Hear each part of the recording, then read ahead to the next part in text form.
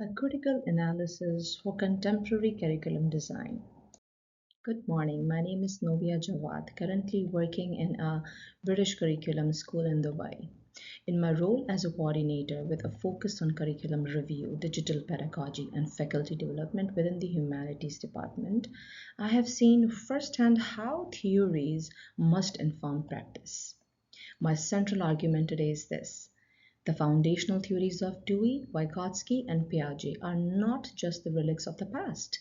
They are dynamic, essential lenses for diagnosing and designing effective curricula in the 21st century. In this presentation, we will define, critically analyze, and apply these very theories to the core elements of curriculum work, planning, delivery, and assessment. Curriculum design is the intentional strategic process of creating cohesive learning experience. It encompasses three core elements: the what, objectives and content; the how, methods and sequencing; and the proof, assessment of understanding. It matters critically because it ensures alignment, promotes equity, drives continuous improvement, and empowers educators as active designers of learning. In short, intentional curriculum design is foundational to effective and equitable education. This slide outlines three foundational philosophies that critically inform curriculum design. First, John Dewey posits that education is an active social process rooted in experience truth, learning by doing. The design implication is direct. We must move beyond passive content delivery to create curricula centered on authentic problem based activities. Second, Jean Piaget. Cognitive constructivism teaches us that learners build knowledge internally through developmental stages. For designers, this means sequencing must match a learner's readiness and include tasks that create productive cognitive dissonance, prompting deeper understanding.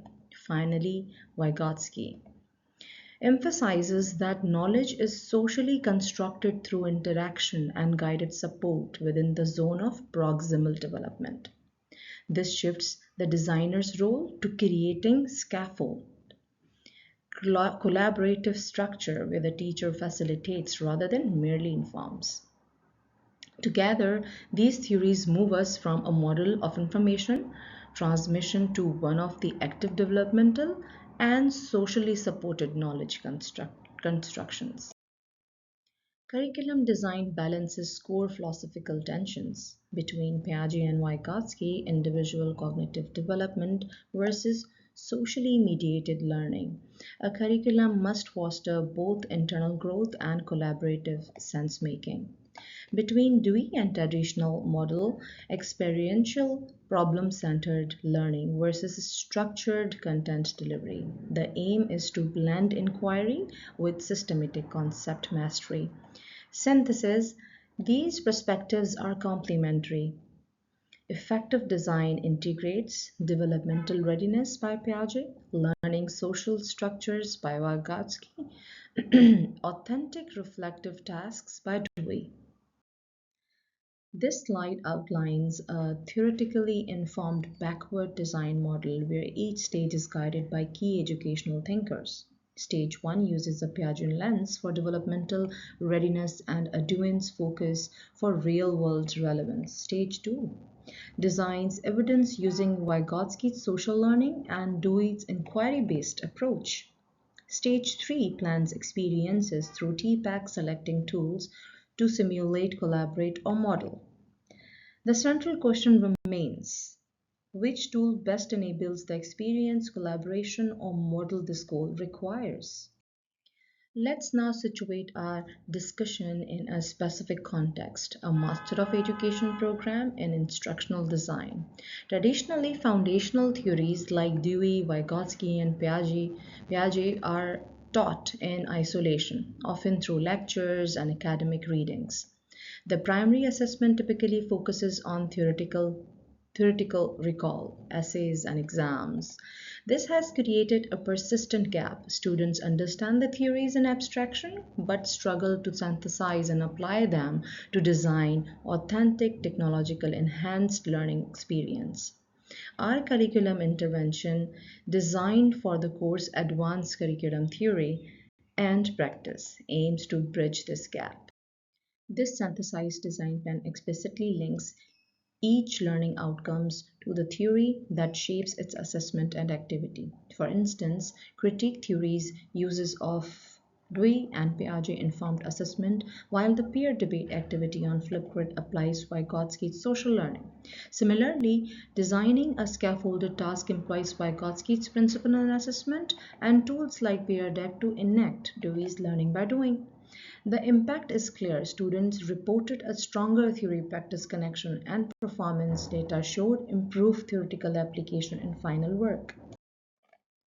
Strategy 1 uses a scaffolded collaborative case study online, such as an IGCSE business task completed in shared digital workspace. It synthesizes core theories: Vygotsky's mediation through templates, Dewey's experiential problems, and Piaget's analytical reasoning. The outcome deepened analysis and engagement through success required significant upfront design and active facilitation to ensure equity and effectiveness. Strategy 2 is the reflective e-portfolio, where students curate their work and write reflections to explicitly link theory to practice.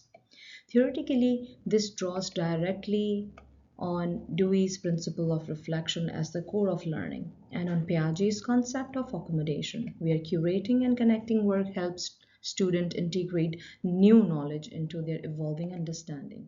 In practice, this method proved powerful for deepening theoretical integration. However, its success depended heavily on the quality of student reflection, which varied widely.